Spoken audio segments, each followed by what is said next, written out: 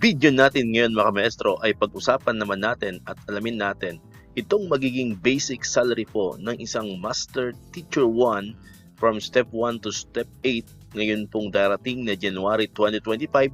Ito'y may kaugnayan pa nga rin po sa second tranche po, no? Sa effectivity po ng second tranche po ng ating salary increase. Ayan, sa ating po mga previous episode ng mga videos po natin about dito sa basic salary, na-discuss na po natin yung para po sa Teacher 1 or salary grade 11, for Teacher 2, salary grade 12, and ang pinakahuli po yung salary grade 13 para po sa mga Teacher 3. So ngayong araw naman po, no, sa episode po natin ngayon, ang ibabahagi naman po natin itong tungkol naman sa basic salary ng isang Master Teacher 1. At hindi lang po ng isang Master Teacher 1, ano po mga kamaestro, no, kundi sa lahat ng mga kawani ng gobyerno no, nakabilang po sa salary grade 18. Ayan, so alamin na po natin ngayon kung magkano nga ba ang expected po na matatanggap ninyo na basic salary ngayong fiscal year 2025. Pero lilinawin po ulit natin mga kamaestro, ang mga data po, ang mga amount pong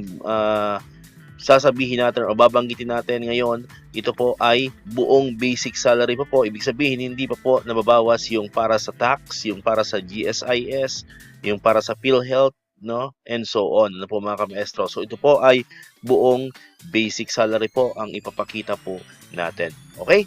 So for salary grade 18 or kung sa mga teachers po, ito po ay Master Teacher 1. For Step 1, ito po ay nagkakahalaga ng 51,304 pesos. Ayan. For Step 2 naman, Master Teacher 1 pa rin, Step 2, ito naman po ay nagkakahalaga ng 51,832 pesos.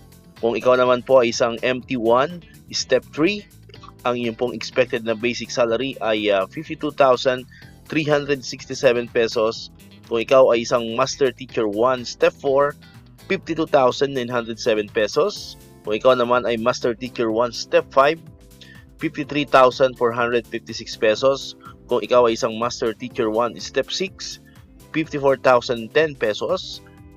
At kung ikaw naman po ay isang Step 7, so we have 54,572 pesos. At ang pinakahuli po, no, na step para sa isang Master Teacher 1, ang Step 8, ito po ay nagkakahalaga ng 55,140 pesos. Alright, so far po, yan po yung kabuuan, no? Ano po, yan po yung sahod ng isang Master Teacher 1 or ng isang kawani ng gobyerno na mayroong salary grade 18 from Step 1 po yan hanggang Step 8. Ibang salary grade po, abang-abang po kayo sa ating channel at yan po ay gagawa natin ng video, ano po, sa bawat salary grade po, ano, para mas malinaw at para mas maintindihan po ninyo. So dito ko na po tatapusin itong ating video ngayon mga maestro.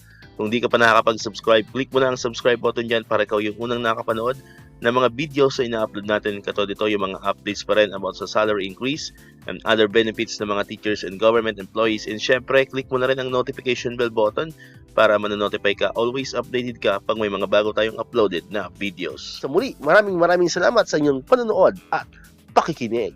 Once again, El Maestro, see you on my next vlog. Bye-bye!